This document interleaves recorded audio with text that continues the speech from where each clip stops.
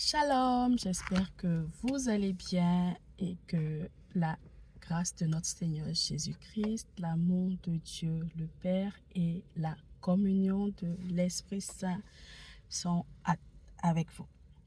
Alors aujourd'hui, je viens faire un petit partage pour encourager quelqu'un qui est en ce moment dans le pressoir de Dieu. Oui, il y a des moments où nous sommes dans le pressoir de Dieu.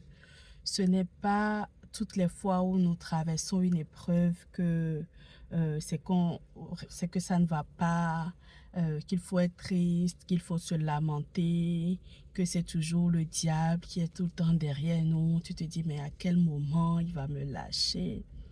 Parfois, c'est Dieu qui est en train de nous presser pour sortir le meilleur de nous ou pour nous amener à la prochaine étape de notre vie. En général, les périodes de transition vers la prochaine étape de notre vie sont des périodes où nous sommes dans le pressoir de Dieu, où il veut sortir le bon jus de nous. Ce jus-là qui est la solution à la soif de plusieurs personnes. Et c'est un processus qui est souvent douloureux. C'est un processus qui paraît interminable. Il y a quelques jours, j'entendais une dame qui disait, quand tu es dans la peine, quand tu es dans la douleur et que tu ne sais, c'est-à-dire que la douleur est tellement forte que tu ne sais même plus quoi dire. Elle dit, avant de penser à une quelconque punition ou quoi que ce soit, check again. Si ça se trouve, tu es en train d'expérimenter la douleur de l'enfantement. Si ça se trouve, le ciel s'est déplacé pour venir te couvrir pour que tu accouches d'une solution pour l'humanité. Check again. Aujourd'hui, je voudrais dire à quelqu'un, check again. Ta douleur n'est peut-être pas ce que tu penses, c'est les hommes, c'est la famille, c'est le machin, mais jusqu'à quand, pourquoi je suis persécutée, machin. Ta douleur n'est peut-être pas ça. Check again. Avant d'entrer dans les lamentations, check again. C'est vrai, c'est douloureux. C'est extrêmement douloureux. Je sais de quoi je parle. C'est extrêmement douloureux. Mais quand après, on voit le résultat, croyez-moi, on se dit it worth it.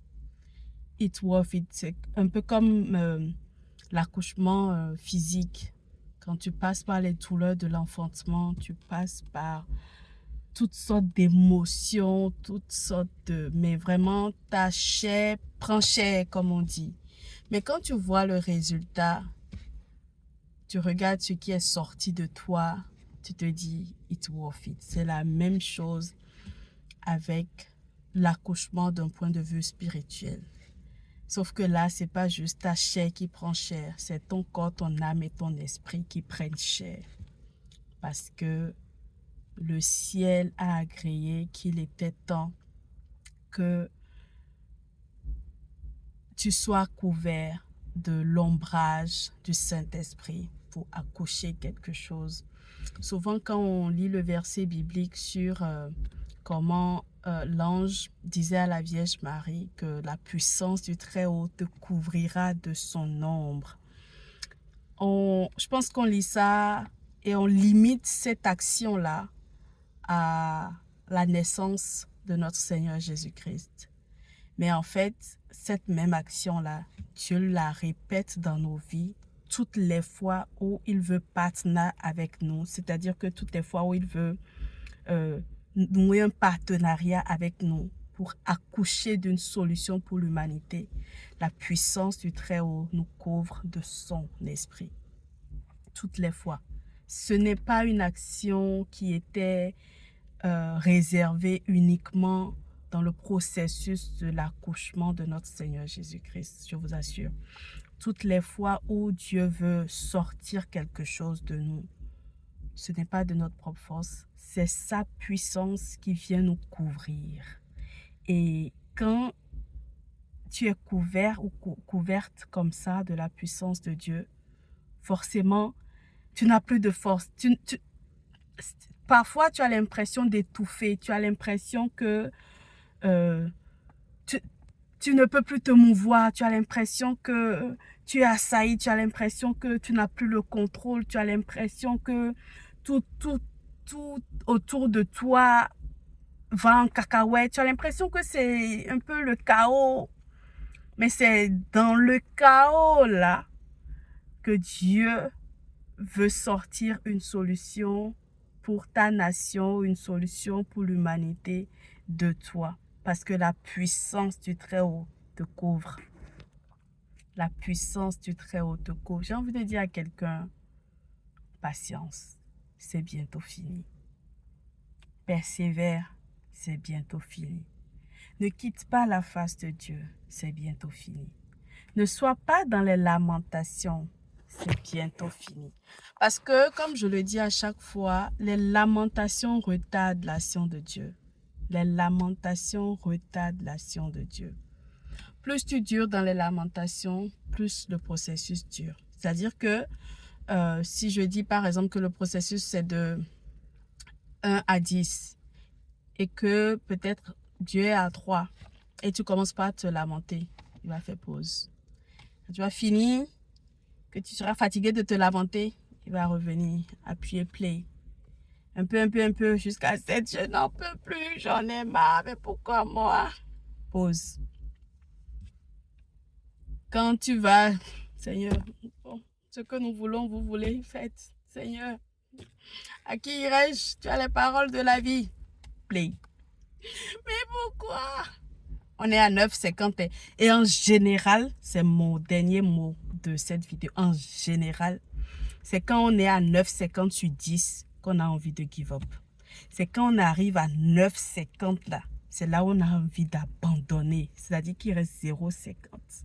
C'est quand on arrive à 9,50. Aujourd'hui, je veux demander pardon à quelqu'un. Comme le disent les Ivoiriens, Yaki, pardon. Pardon. N'abandonne pas. Tu es à 9,50. Tu es à 9,50 sur 10. N'abandonne pas. Je t'en supplie. N'abandonne pas. Peut-être tu as déjà pris ta décision. La stratégie est claire et tout. Je t'assure. Fais-moi confiance. Tu es à 9,50 sur 10. C'est bientôt fini. Bientôt. Ce que Dieu est en train de faire, ce qui veut sortir de toi, c'est bientôt là. C'est bientôt là. C'est-à-dire que le col est déjà suffisamment dilaté. Il reste juste un peu. Juste un tout petit peu. Juste un peu. Juste un peu. Mon frère, ma soeur, je t'en supplie. Je t'en supplie. Tu as déjà suffisamment enduré pour passer à côté de ce que Dieu veut faire. Tu as déjà trop enduré. Trop, tout ce temps. Toutes ces larmes versées. Pardon.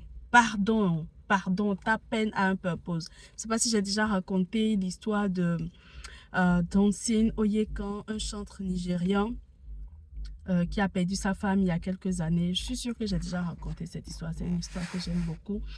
Et il dit qu'il était en train de pleurer.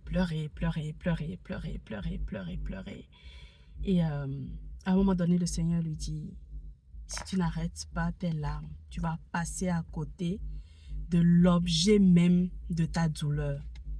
La douleur est déjà là. C'est un fait. Right? La douleur est là. C'est un fait. Tu as perdu ta femme, tu as mal, tu es dans la douleur. Mais si tu restes dans les lamentations, si tu restes dans les larmes, ça va être douloureux et ça ne va pas accoucher ce que cette douleur est censée accoucher. Donc j'ai envie de dire à quelqu'un, tu n'as pas envie de tout perdre. Non, non, non, non, non, non, non. La douleur est là, c'est un fait, tu as mal, il n'y a pas de souci. Mais ce que cette douleur-là est censée engendrer, ne passe pas à côté. Je t'en supplie. L'objet même de cette douleur-là, c'est like, tu es à ça en fait, de voir avec tes yeux de chair. Tu es à ça. Je suis sûre que cette vidéo est une confirmation pour quelqu'un. Pour quelqu'un qui avait besoin d'entendre ça. Je suis venue te dire, au nom du Seigneur, tu es à ça. Mais vraiment à ça. Tu es à 9,50 sur 10. Tu n'es pas à 8. Tu n'es pas à 8,50. Tu n'es pas à 9. Tu es à 9,50. sur 10. Je t'en supplie. Je t'en supplie, endure. Endure.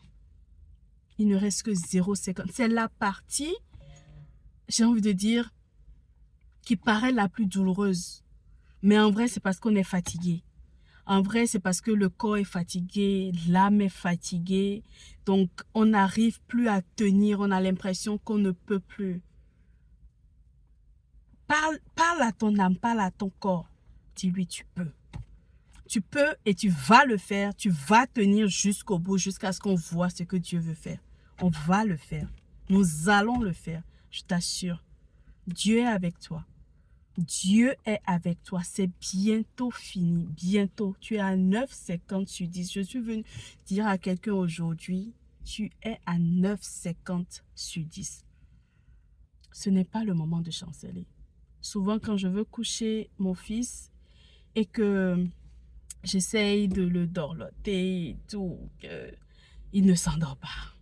Et parfois, je suis fatiguée, je suis en mode, bon, ok, bah, si ça se trouve, il n'est pas très fatigué, je vais laisser tomber.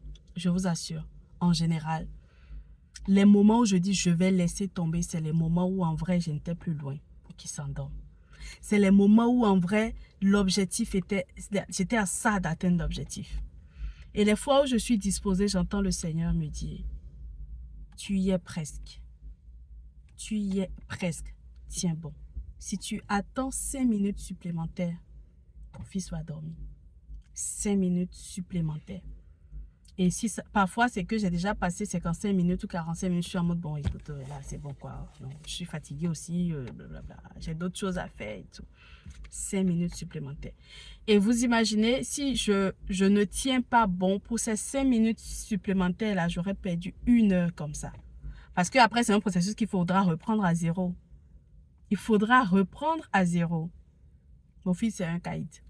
Il faudra reprendre à zéro, comme si je n'avais rien fait jusque-là. C'est-à-dire, si je laisse passer cette fenêtre-là, que je vais faire autre chose et que après, je reviens essayer de le coucher, je repars à zéro.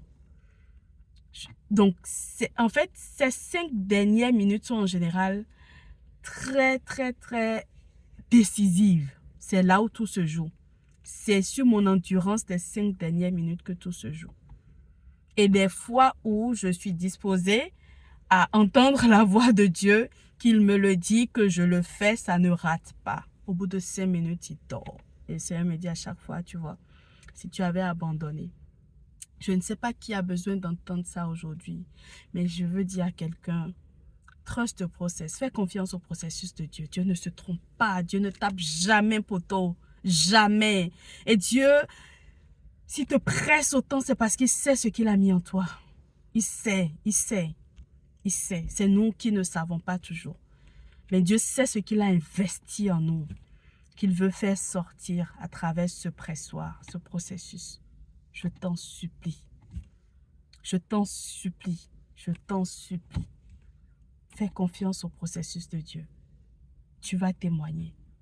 Tu vas témoigner. Et après, tu pourras aider aussi d'autres personnes. Tu pourras leur dire, j'étais à ça de laisser tomber. J'étais à ça d'abandonner. C'était dur. J'étais convaincue que je n'avais pas en moi les ressources nécessaires pour continuer à avancer. Mais brusquement, tout à coup, soudain, quand j'ai pris la décision que je ne m'arrêterai pas, j'ai eu les ressources qu'il fallait pour continuer. Et le résultat était là. Il n'attendait que moi. J'ai envie de dire à quelqu'un, tu es à ça. Tu es vraiment à ça. D'accoucher de quelque chose, vraiment, de quelque chose qui toi-même va te dépasser. Tu es à ça. À ça, mais vraiment à ça. Fais confiance. Persévère. C'est bientôt fini. Je suis venue dire à quelqu'un, c'est bientôt fini. C'est bientôt fini. Très bientôt. Ne baisse pas les bras. Tu es au contrôle. Jésus est assis sur son trône. Il intercède pour nous. Et il a dit, tout est accompli. Crois vraiment que tout est accompli. Que Dieu nous fasse du bien, qu'il nous donne la force de faire les derniers pas de plus. En général, je dis 1000 pas de plus comme le dit la Bible. Mais là, c'est juste 100 pas. Il ne reste que 100 pas à faire. Que Dieu nous donne la force de faire les 100 pas de plus. Et que son nom soit glorifié maintenant et pour les siècles des siècles.